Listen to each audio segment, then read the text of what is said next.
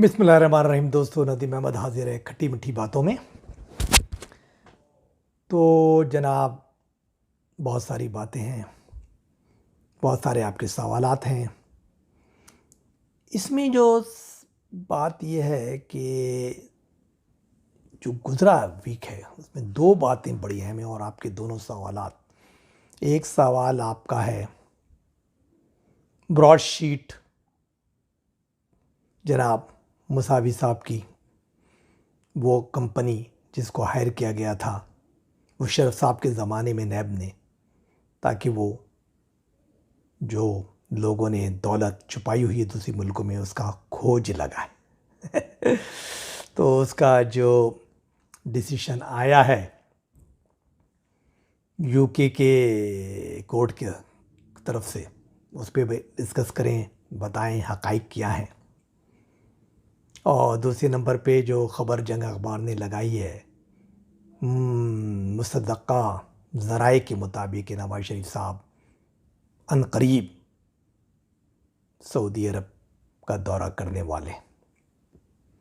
इसके अलावा भी बहुत सारी ख़बरें हैं। ये 19 जनवरी को पीडीएम जो है वो पाकिस्तान इलेक्शन कमीशन के बाहर मुज़ाहरा करेगी, और ताकि उनसे कहा जा सके कि जो इमरान साहब की पार्टी पीटीआई है और उनकी जो फॉरेन फंडिंग का केस है, और जिसमें यह है कि उन्होंने मुख्तलिफ़ कंपनियों से अमेरिका वगैरह में गैर कानूनी तरीके से फंडिंग ली, तो उसका डिसीजन पिछले 6-7 साल से रुका हुआ है। उसके बारे में इलेक्शन कमीशन जल्द जल्द फैसला करे।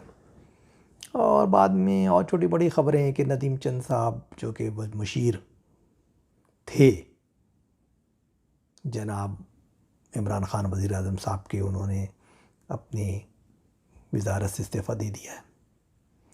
तो खैर ये छोटी मोटी बातें हैं, लेकिन मेन सवालात दो ही हैं। तो सबसे पहले तो आप लोगों से मेरी दरख्वास्त है कि प्लीज़ मेरे इस चैनल को सब्सक्राइब कीजिए ताकि आप तक हक़ाइक़ पहुंच सकें, क्योंकि हमारे इस प्रोग्राम का मकसद सिर्फ हकीकत पहुंचाना है। हमारा किसी से कोई ना दोस्ती है, ना मोहब्बत है, ना दुश्मनी है, ना कोई इश्क है। खैर, मसावी साहब का सवाल। मसावी साहब की तंजीम जो है वो एक मतलब तंजीम का तो नहीं कहना चाहिए, जो उनकी एक अगर कंपनी है ब्रॉडशीट LLC, वो ये काम करती है कि सुराग रसानी करती है कि जो लोगों ने नाजायज़ तरीके से पैसे इधर उधर छुपाए हुए हैं गैर मुल्कों में अकाउंट पे, उनका सुराग लगाए। मुशर्रफ साहब जब नए नए आए और भी उन्होंने जो अमजद साहब को, रिटायर्ड फौजी जिसे, उनको बनाया नैब का चेयरमैन और उनको ज़िम्मेदारी लगाई कि जनाब आप जो है वो तहकीकात करें। जो नैब के आप चेयरमैन बन गए हैं, अब आपको जो है ना तहकीकात करें कि लोगों ने जो भी नाम आ रहे हैं जिनकी, उनके उन्होंने गैर मुल्क में कहाँ दौलत कब में छुपाया हुआ है। उन्होंने जनाब रब्ता किया, इस कंपनी को हायर किया, मुसावी साहब की कंपनी को, ब्रॉडशीट को, जो यूके में रजिस्टर्ड है, और उसके बाद उनसे कहा कि भाई इनका सुराग लगाएं और कुछ मामला थे कि इतनी फ़ीस हम अदा करेंगे और इतनी फ़ीस मिलेगी आपको। 12 कहने का मकसद इसमें यह है कि अजीब कहानी है, अजीब मुल्क है और रोना आता है। इस कदर रोना आता है और अफसोस होता है, क्या करें, कौम का पैसा किस तरह ज़ाया किया जाता है। और उसके बाद दीदा दिलेरी, चोरी और सीना जोरी। अमेजिंग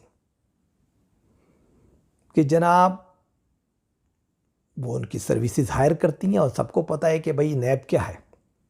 ये तो एक इदारा है जो बज़ाहिर तो इस काम के लिए है कि लोगों के वो करे एक नाजायज़ और ये और गलत और तरीके से कैसे पैसे कमाए गए, लेकिन इसको पॉलिटिकल विक्टिमाइजेशन के लिए इस्तेमाल किया जाता है।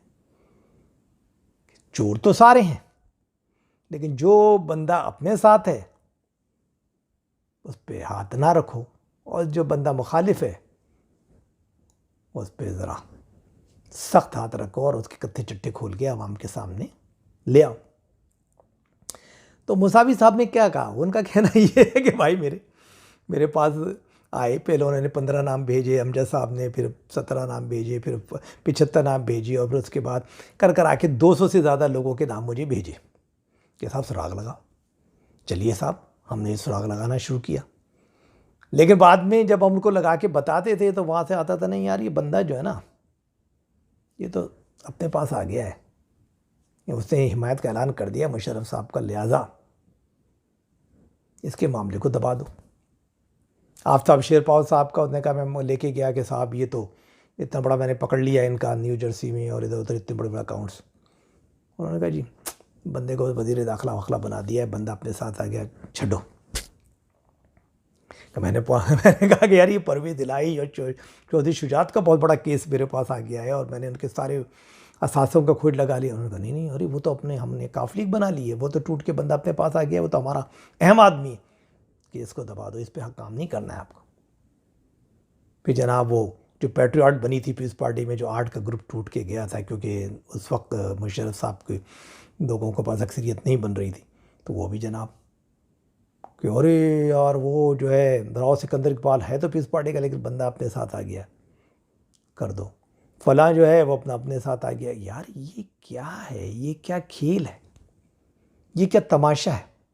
अब वो जो 200 नाम में क्या थे, आपको हैरानी होगी, उसमें साहब सियासी लोगों के नाम हैं, नवाज शरीफ फैमिली का नाम है, ठीक है, जरदारी फैमिली का नाम है, ठीक है, चौधरी शुजात की फैमिली जिसमें परवेज़ इलाही वगैरह उनका नाम है, और उसके बाद बहुत सियासतदान हैं उसके अंदर जनाब अख्तर अब्दुर्रहमान के बेटों का भी नाम है, हमायूं अख्तर वगैरह वगैरह, उसका भी कहा गया कि दबा दो जी, बंदा अपने साथ आ गए हैं दोनों भाई इधर हैं। इसी तरह और सियासतदान हैं, तो एक लंबी चौड़ी लिस्ट है सियासतदानों की। फिर दूसरे नंबर पे फौजियों के अंदर बड़े बड़े नाम हैं। तो अब उन फौजियों के जो बड़े बड़े नाम हैं उनके अंदर भी आपको मिलेगा कि जनाब आप हैरान रह जाएंगे नाम सुन के कि साहब उसमें जो है जाहिद अकबर साहब भी हैं, उसमें फजल हक साहब भी हैं, उसमें शुजात बुखारी भी हैं, उसमें अनवर शमीम साहब भी हैं, उसमें मंसूरुल हक साहब भी हैं। तो कहने का मकसद ये है कि असलम बेग साहब भी हैं, मतलब एक लाइन लगी हुई है। लेकिन बंदे अपने हैं, छोड़ दो। उसके बाद फिर ब्यूरोक्रेट्स के नाम है, सलमान फारूकी साहब का नाम है, बी अब्बासी साहब का नाम है, और अहमद सादिक साहब का नाम है, शहवानी साहब का नाम है, बहुत नाम है। उसके बाद बिजनेसमैनों के नाम है, बड़े बड़े बिजनेसमैनों के नाम है। हाशवानी ग्रुप के सदरुद्दीन हाशवानी साहब का नाम है, उसके बाद बहराम आवारी साहब का नाम है, फिर लाखानी ग्रुप के पूरे लोगों का नाम है, फिर अब्दुल्रज़ाक याकूब साहब का नाम है, रियाज लाल जी का नाम है, नामों की दुनिया है, 200 से ज़्यादा नाम है। लेकिन पॉलिटिकल विक्टिमाइजेशन, यानी वो तो खुद कह रहा है कि भाई मुझसे कहा जाता है इसको दबा दो, इसके इसको नहीं करना है, बंदा अपना हो गया है, बंदा पवित्र हो गया है क्योंकि उसने हमारे ऊपर बैत कर ली है। तो यार ये है नैब का काम। तो एक तो बड़ी हंसी आती है कि आप, और दूसरे नंबर पे नैब ने क्या किया, उनकी फीस अदा नहीं की। वो बंदा कहता है कि यार मेरे को काम दिया, मैं काम लेके जाता हूँ, आप काम को दबा देते हो, क्योंकि बंदा कहता है यार वो तो छोड़ो, वो तो बंदा हमारा है, बहुत प्यारा है, नाज दुलारा है, उसके पे काम ना करो। फिर आप मुझे फीस भी नहीं देते कि यार तुमने तो कुछ काम नहीं किया। तो जनाब तकरीबन 28.7 लाख डॉलर्स यूएस। उसने कहा भाई मेरी फीसें लाओ, इन्होंने दिए नहीं, वो चला गया यूके के कोर्ट में, कोर्ट ने फैसला कर दिया कि बाबा दे दो। आपने रातों रात जनाब जो लंदन के अंदर पाकिस्तान के हाई कमिश्नर है उनके अकाउंट से निकाल के पैसे उसके हवाले कर दिए। इसके अलावा एक और कंपनी भी आपने हायर की, मसावी साहब से जब फड्डा चल गया, और उसको भी जनाब आपने, आपसे मुराद नैब की बात कर रहा हूँ, हुकूमत का नैब, और वो उनको भी जनाब ये कहा वो $1.5 लाख उनको अदा कर दिए। उसके बाद इमरान साहब की जो हुकूमत आई 18 में, ये भी शहजाद अकबर साहब भी गए, ये भी गए, उनके फ्रंटमैन भी गए, बकौल उसके कि इनके फ्रंटमैन ने तो मुझसे किकबैक्स भी मांगे कि यार ये इनके केस अगर आप काम करोगे और पैसे करवाओगे तो इतना कमीशन आप हमें दोगे भाई। मैंने कहा भाई भागो यहाँ से, मेरा तो वैसे ही केस चल रहा है, मैं इन चक्कर में क्यों पढ़ूँ, मैं तब ये यूके कोर्ट में गया हूँ, वहाँ से पैसे ले रहा हूँ। तो अलमिया क्या है, अलमिया ये है। और अफसोस ये होता है, अभी वज़ीर आज़म साहब फरमा रहे हैं ओ ब्रॉडशीट का बहुत बड़ा स्कैंडल है और ये, अरे भाई स्कैंडल, ये तो तुम्हारे खिलाफ स्कैंडल है कि आपको कौम का पैसा 29 लाख US डॉलर्स आपने जमा करा दिए पेनल्टी के तौर पे और जुर्माने के तौर पे वहां पे, और आप कोई एक्शन नहीं ले रहे नैब हुक्काम के खिलाफ। और उसमें ये क्लियर बात हो रही है कि ये नैब जो है पॉलिटिकल विक्टिमाइजेशन के लिए बनाया गया था। वो कह रहा है कि मेरे पास, वो तो ये तक कहता है कि मेरे पास एक बंदे का जो है 1 अरब US डॉलर जो है मुंतकिल किया गया अरब कंट्रीज से यूके में, और इमरान साहब को उसका नाम भी पता है। मैंने इनको सब कुछ प्रोवाइड करने का, छोड़ो बंदा अपना है, केस दबा दिया।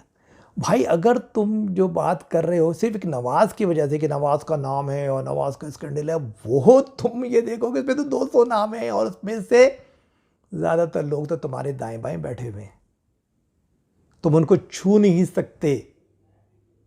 तो भाई मेरी जान, तुम इस बात को सोचो कि यार तुम उनके खिलाफ एक्शन लोगे। एक तो पूरे मुल्क का बेड़ा गर्क किया, तुमने कुछ नहीं किया नैब से, और वो नैब वालों से पूछो, उनके खिलाफ एक्शन लो, और आज जाके 29 लाख डॉलर भी वहाँ जमा करवा दिए जुर्माने के तौर पे कोर्ट के अंदर जाके। और प्लस ये कि तुम तो पॉलिटिकल विक्टिमाइजेशन करते हो, तुम लोगों ने तो लोगों के केस को दबवाया, तुम ये क्या कर रहे हो। तो आप उनके खिलाफ इंक्वायरी करें, नैब के खिलाफ एक्शन लें, और आप जो हैं वो इस बात पर उनको पेनल्टी कहें कि ये कैसे हमारे कौमी ख़जाने को आपने तबाह बर्बाद किया और आपने कोई एक्शन नहीं लिया, कोई रिकवरी नहीं हुई। तो ये तमाम बातें करने की बजाय आप इस पे हंस रहे हैं कि हो बहुत बड़ा स्कैंडल मिल गया जी, तो फिक्र नहीं करो। अरे स्कैंडल, और ये तो हमारी कोर्टों से भी मेरा इल्तिमास है कि वो छोटो मोटो एक्शन लें और उसको कवर करें कि भाई ये क्या हो रहा है मुल्क के। अभी अब से तो क्लियर होता है कि पॉलिटिकल विक्टिमाइजेशन कर रही है नैब। जो हुकूमत आती है, जो बंदे उनके साथ आ जाते हैं, वो तो उनके लाज दुलारे हो जाते हैं, पवित्र हो जाते हैं, पाक साफ हो जाते हैं, उनके केस दबा दिए जाते हैं, और जो उनके मुखालिफ होते हैं उनके केस को उछाला जाता है। तो मेरे भाई इसका मतलब ये इदारा सही इदारा नहीं है।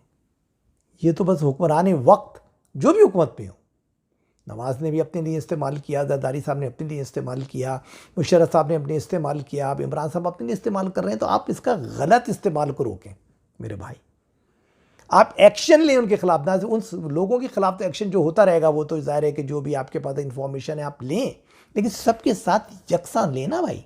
जो 200 लोगों के नाम है ना, उनको सबको गिरबान से पकड़ लें, चाहे वो सियासतदान हो, चाहे वो फौजी हुक्मरान रिटायर्ड फौजी हों, चाहे वो जो है बिजनेसमैन हों, बड़े बड़े ब्यूरोक्रेट्स हों। तो हंसी आती है उस मुल्क पे कि आप अप्रिशिएट कर रहे हैं, उल्टा एक्शन लेने के खिलाफ नैब को कि हो बहुत ज़बरदस्त है जी, गल बुक गई, अब तो नवाज के खिलाफ हम ये कर। अरे नवाज ही तो एक नहीं है उसमें यार, उसकी फैमिली के अलावा तो उसमें 200 आदमी हैं, और उन लोगों को उससे ज़्यादा घपले हैं, ज़्यादा पैसे उन्होंने वो किए हैं, और वो पता नहीं क्या क्या बने बैठे हैं, आपके दाएं बाएं बने बैठे हैं। तो अलमिया है, अफसोस होता है मुझे, सिर्फ कुछ नहीं कि यार ज़ाहिर है कि क्या होना है, कुछ नहीं, लेकिन कम से कम यार सही बात तो कर लो, कुछ तो करो, कुछ तो उनके एक्शन लो लोगों के खिलाफ, कुछ तो कोर्ट पे रुजू करो, कुछ तो हमारे लोगों में एक सिविल सोसाइटी है, तो ज़मीर तो जागे कि यार क्या है। उस फैसले को पढ़िए, अब तो फैसले की कापी बकौल जियो न्यूज़ के हमारे पास भी आ गई सबके। वो जो कोर्ट में फैसला हुआ ना, वो तो ओपन टू पब्लिक है ना यार, हर एक उसकी कॉपी ले सकता है। जो लंदन कोर्ट ने किया और जिसके लिहाज से आपने तकरीबन 29 लाख डॉलर जमा करवाए, तो वो तो हिरजाने के तौर पे ब्रॉडशीट को। और मुसावी जो है वो जो उसका ब्रॉडशीट का मालिक है, CEO है, वो तो रोज़ इंटरव्यू दे रहा है। वो तो कह रहा है साहब कैसा कौन के ये जो कहना, ये सब ढोंग है जो लगाया गया है कि हम जो हुकूमत में आए तो हम जो पासदारी के लिए आए हैं और हम मतलब वो बदनामी को रोकने के लिए आए हैं और गलत जो पैसे बाहर गए हैं उनको लेने के लिए आए हैं, आवाम का पैसा। ये तो फ्रॉड है, ये तो धोखा है। ये तो इतना बड़ा धोखा है कि आप वो सिर्फ ये हो रहा है कि हाँ जो आपके मुखालिफ हैं उनकी तो ऐसी की तैसी कर देनी है, वो लगा रोज़ मुकदमे उनके, और बाकी जो उससे बड़े डाकू बैठे हैं वो पवित्र। तो ऐसे इंसाफ नहीं होता, पब्लिक पागल नहीं होती। आजकल वैसे भी मीडिया है, सोशल मीडिया है, दुनिया है, हर एक को पता होता है क्या हो रहा है। तो खुदा के लिए इतना मज़ा का खेज़ और मसखरापन हम लोगों को नहीं करना चाहिए। हमें इसका इलेक्शन लेना चाहिए, नैब के ख़िलाफ़ एक्शन लेना चाहिए, उसके हुक्काम के ख़िलाफ़ नया एक्शन लेना चाहिए, और वो लोगों के ख़िलाफ़ जिन लोगों ने रोका कि इसको दबा दो, इसको दबा दो, ये बंदा अपने साथ आ गया, ये बंदा, यानी इसका आपने उस वक्त सारा यही किया ना कि हर दौर में कि जो लोग आपके साथ हैं उनके केस अब दबा रहे हैं, जो नहीं है उनके केस खोल रहे हैं। तो यार ये गलत है। अल्लाह ताला इस कौम पे रहम फरमाए। दूसरी बात अब जनाब इसकी आ गई कि अब ये ख़बर आई है और जो जंग अखबार में छपी है, जो कि जंग अखबार की एक बहुत ही मतलब उसने दी है कि भाई जो है वो के वन करीब सऊदी अरब का दौरा करने वाले। तो सऊदी अरब का दौरा करने वाले हैं और करीब करने वाले हैं, तो ये बड़ी मोतबर ज़राए से उनका कहा है कि हमें पता लगा। और वो साफ़ी जो है उसके बारे में ये कि नवाज शरीफ के बहुत करीब है, 20 साल से करीब है वगैरह वगैरह, और उससे ये ख़बर दी है। अब अल्लाह ताला ने वो कहाँ तक सच है कहाँ तक झूठ है। अगर ये सच है, अगर, क्योंकि मुझे कुछ इस बारे में कंफर्मेशन नहीं है, क्योंकि उनको ने अभी तक नवाज शरीफ फैमिली ने इसको कंफर्म नहीं किया है और ना सऊदी अरब के हुक्काम ने किया। लेकिन अगर ये बात सही है तो इसमें 2-3 पहलू को हमें मद्देनज़र रखना पड़ेगा। एक तो बात ये है कि ज़ाहिर है कि नवाज शरीफ, इमरान खान, दोनों में एक दूसरे की इतनी ज़्यादा दुश्मनी। इमरान खान उसको और उसके ख़ानदान को और उनको बिल्कुल ख़त्म करना चाहते हैं सियासी तौर पे, और बहुत बड़े उनके दुश्मन हैं और उनके ख़िलाफ़ बिल्कुल हर किस्म का एक्शन ले रहे हैं उनकी फैमिली के ख़िलाफ़ और उनके ख़िलाफ़। तो एक तो बात यह है कि कैसे आप दौरा हो सकता है, क्योंकि उससे तो फिर ज़ाहिर है कि अगर सऊदी अरब में उनका दौरा होता है तो इसका मतलब ये है कि सऊदी अरब गवर्नमेंट के ख़िलाफ़ जा रहा है, हुकूमत पाकिस्तान यानी इमरान खान की गवर्नमेंट की मंशा के ख़िलाफ़, मर्ज़ी के ख़िलाफ़। देखिए पाकिस्तान तो पहले हमें समझना पड़ेगा कि है क्या। पाकिस्तान और सऊदी अरब के ताल्लुकात, इन दोनों के ताल्लुकात बहुत गहरे हैं। सऊदी अरब पाकिस्तान की इकनॉमी काफ़ी हद तक उस पर बेस भी करती है। जब भी आपको ज़रूरत पड़ती है कर्ज़ों की बिला सूदी या तवीलुल मियादी, कभी पेट्रोल की टर्म्स में कि भाई पेट्रोल इतने लाख बैरल, इतने करोड़ बैरल, ये वो फ्री में कुछ दिनों के लिए, ये वो, तो सब आपको वहीं से होता है। और फिर उसके जो ग्रुप है जिसके अंदर यूएई है, ये है जो उसके कंट्रोल में है, तो उन कंट्रोल से मुराद उसके हल्के में, तो वहाँ से आपको इमदाद दी जाती है। तो ये हमेशा से पाकिस्तान का रहा है। दूसरे नंबर पर पाकिस्तान सऊदी अरब पुल है पाकिस्तान और अमेरिका के ताल्लुकात के दरमियान, क्योंकि जो वहाँ पर उस ख़ित्ते में मशरक़ी वस्ता या उधर का जो एरिया है वहाँ के ख़ित्ते में अमेरिका का सबसे बड़ा जो इत्तेहादी है वो सऊदी अरब है। क्योंकि ज़ाहिर ईरान से तो उनके शदीद इख्तलाफ आते हैं, और फिर दूसरे इलाक़ों की हालत ख़राब है, इराक़ विराक़ ये वो भी कुछ, और ये तो सारा जो कंट्री वो सऊदी अरब है। और सऊदी अरब के साथ फिर उसके जो छोटे छोटे मुल्क हैं, कोयत हो गया, बहरीन हो गया, फलां हो गया, यूएई हो गया, वगैरह वगैरह वगैरह, तो एक पूरा ग्रुप है, ब्लॉक है, और वो जो है सऊदी अरब उसका हेड है। इसी तरह OIC, organisation of Islamic council, तो वो भी जो सारी वही है इस्लामिक कंट्रीज़, तो वो जो है OIC का भी है सरबरा वही है, और वही उसको कंट्रोल करता है। सरबरा से मराद जो भी है, मतलब उसका कंट्रोल उसका ही है, और वो जो चाहता है, और उस पर उसने इंडिया को भी ऐसे मुबस्सिर रखा हुआ है। वो उसको फिर कुछ ताल्लुकात भी इंडिया से बढ़ते जा रहे हैं, सऊदी अरब के भी, यूएई की, इनके, और उसको काफ़ी ज़्यादा। तो पाकिस्तान की जो भी अमेरिका से बात होती है, अगर डायरेक्ट नहीं होती, कुछ हालात ऐसे भी आते हैं, तो फिर उसके थ्रू ही होती है, और वो मेन में सब कुछ करता धरता, वो ये तो एक ब्रिज भी है, अमेरिका और पाकिस्तान के दरमियान ब्रिज का रोल अदा करता है। हिदायत उसके थ्रू आती है कभी कभी, बल्कि अक्सर औकात। हमारी मौजूदा हुकूमत ने उसमें, अच्छा फिर उसके अलावा पाकिस्तान के अस्करी ताल्लुकात भी बहुत गहरे हैं उनके साथ। उनकी फ़ौज की ट्रेनिंग वगैरह वगैरह पाकिस्तानी फ़ौज करती रही हैं। अभी भी राहिल शरीफ साहब जो इत्तेहादी फ़ौजें लड़ रही हैं यमन के ख़िलाफ़ या हौसी कबाइल के ख़िलाफ़, तो उनके करता धरता और उनके सरबराह कौन है? राहिल शरीफ साहब हैं पाकिस्तानी फ़ौज के, और काफ़ी सारी फ़ौज के दूसरे लोग भी वहाँ मौजूद हैं। तो पाकिस्तानी अस्करी ताकत और पाकिस्तानी इनके बड़े गहरे ताल्लुक सऊदी अरब के साथ हैं। इमरान साहब ने जब कोशिश की OIC के ख़िलाफ़ जाने की और जो ब्लॉक बनाने की कोशिश की टर्की के सदर के साथ, और ज़ान मलेशिया के जो दूसरे सदर थे वो, और ये वज़ीर आज़म जो थे मलेशिया के, और फिर सब मिल के एक ब्लॉक बना दिया जाए और उसमें ईरान को भी लें और ये लें और वो करें सऊदी अरब के ख़िलाफ़, तो वो उस पर सऊदी अरब नाराज़ हो गए। और इस हद तक नाराज़ हो गए कि वो MBS मोहम्मद बिन सलमान, उन्होंने कहा भाई लाओ पैसे काटो, जो मैंने अभी तुम्हें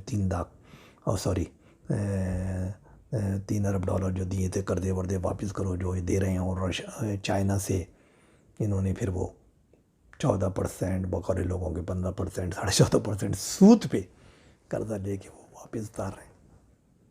तो इसकी नाराज़गी की इंतहा है। इसी तरह जो बहुत से पाकिस्तान के और वो जो बेचारे गरीब लोग वहाँ जाके जॉब करते हैं, उन पे भी दरवाजे तंग कर दिए गए हैं UAE में और सऊदी अरब में। आहिस्ता आहिस्ता लोग वापस आ रहे हैं, उसकी जगह इंडिया और बांग्लादेश वगैरह के लोगों को ज़्यादा जॉबें वहाँ मिल रही हैं। तो आपने उन ताल्लुकात को बहुत हद तक ख़राब कर दिया, ठीक है। तो अब सवाल ये पैदा होता है कि वो आपके ताल्लुक ख़राब है, इवन दो कि अस्करी क़ुव्वतें कोशिश कर रही हैं, राहिल शरीफ भी वहाँ मौजूद हैं, यहाँ फ़ौजी सरबराह भी हमारे वहाँ गए, उनसे बहरीन भी गए, यहाँ भी गए, कुछ बर्फ़ को पिघलाने की कोशिश की। तो उनकी लेवल तक तो इतना मसला गड़बड़ नहीं है, लेकिन यहाँ मामला गड़बड़ हो गया इमरान खान की हुकूमत और सऊदी जो है MBS का जो हुक्मरान है सऊदी अरब के। अब क्या है, इससे दो बातों के नताइज निकलते हैं। अगर उसमें ये ख़बर सच है कि नवाज शरीफ वहाँ जा रहे हैं शाही मेहमान के तौर पे, उम्रा भी अदा करेंगे और उनसे मिलेंगे भी हुक्काम से, बादशाह वगैरह से, तो ये बड़ी अहम खबर है। क्योंकि नंबर 1 इसमें जो बात आती है कि वो बग़ैर हमारे अस्करी उनकी परमिशन के बगैर उनको नहीं बुला सकते। इतना बड़ा सऊदी अरब वो नहीं करेंगे कि जो उनकी पूरी अस्करी जो ताकत है ना, हमारी क़ुव्वतें, उनसे तो उनका कोई वो नहीं है। तो उनकी मंशा के ख़िलाफ़ नवाज शरीफ को बुलाएं। इमरान की मंशा के ख़िलाफ़ तो बुला सकते हैं, उनसे नहीं, कि उन्हें पता है कि यहाँ पे जो सियासतदान है ना, उनका तो आना जाना लगा रहता है। असल ताकत तो अस्करी ताकत ही हैं और उनसे ज़ाहिर है कि उनके बहुत अच्छे स्ट्रेटजिक ताल्लुकात हैं और उसको रखना भी चाहते हैं। तो लिहाजा तो इससे क्या बात पता लगती है? इससे बात का इंडिकेशन ये होता है कि शायद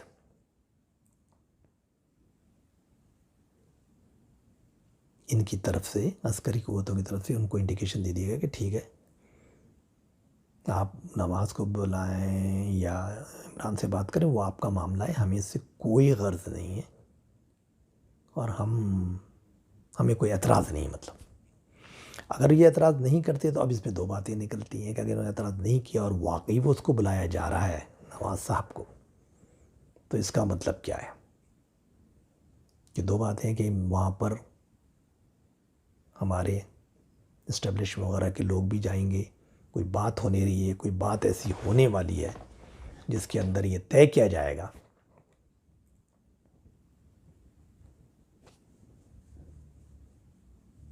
नवाज साहब से मुतालिक कोई बातें, और ज़मानती कौन होगा?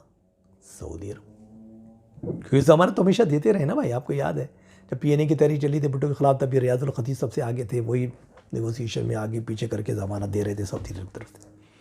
और जब मुशर्रफ का वो होता है कू और वो भाग नवाज शरीफ साहब का रातों रात भेजा जाता है सऊदी अरब, तो वो भी सऊदी अरब बीच में आता है।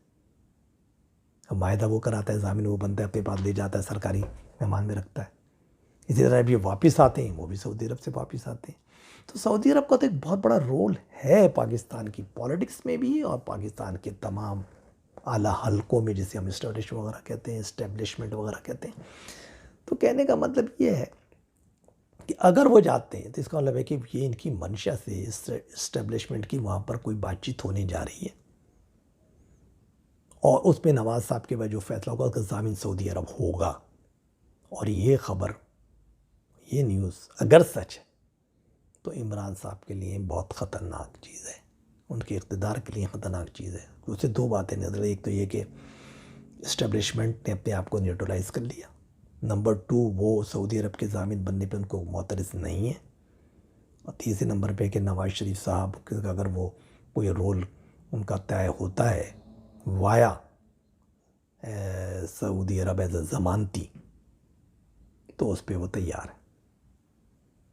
तो ये बात इमरान साहब के लिए काफ़ी, मतलब जैसे कहते हैं ना, ख़तरनाक किस्म की है। तो बहरहाल ये चीज़ें चल रही हैं, ये आपके सामने हैं। देखिए आगे क्या होता है, कहाँ तक ये ख़बर सच निकलती है और कहाँ तक जो है ये मामला आगे की तरफ बढ़ते हैं। बाकी जो वो फैसला अभी जो इनका होने वाला है 19 जनवरी को, पीडीएम का इलेक्शन कमीशन, बेकार बातें हैं। क्योंकि प्रॉब्लम ये है कि देखिए पाकिस्तान में कोई भी इदारा बहुत ज़्यादा मुख्तार या पावरफुल नहीं है। इलेक्शन कमीशन तो बेचारा वैसे भी यतीम इदारा है, ये कुछ नहीं कर सकता। ये तो जब इलेक्शन की धांधलियाँ होती हैं उसमें कुछ नहीं बोल सकता। जब उज़रदारी होती हैं, उज़रदारियाँ या वो इसके ख़िलाफ़ जो डाले होते हैं पेटिशन्स, उनके में कुछ नहीं वो कर सकता।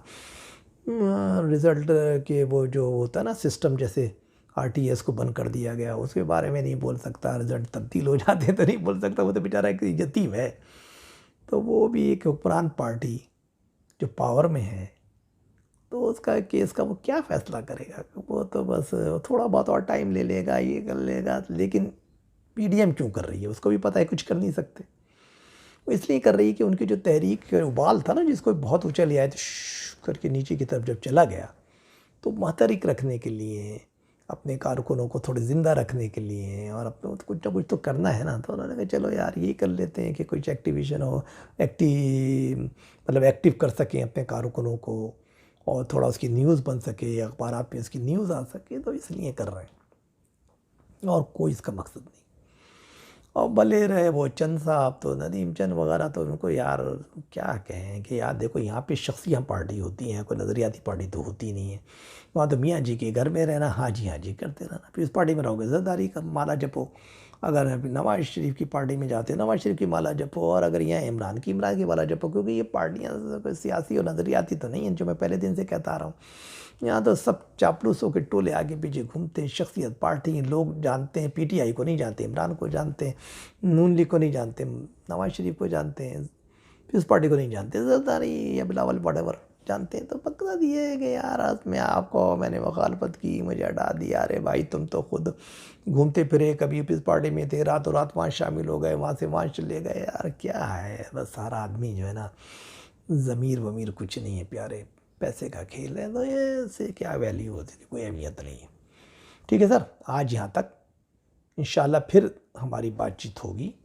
तब तक के लिए मुझे इजाज़त दीजिए। लेकिन जाते जाते मैं ये रिक्वेस्ट ज़रूर करूँगा कि आप लोग प्लीज़ मेरे इसको सब्सक्राइब कीजिए चैनल को, और जो है ताकि मैं आप फौरी तौर पे आपको मेरा ये नया प्रोग्राम पहुंच सके और आप पाकिस्तान के हालात के बारे में और इंटरनेशनल हालात के बारे में फौरी तौर पे आगाही हासिल कर सकें।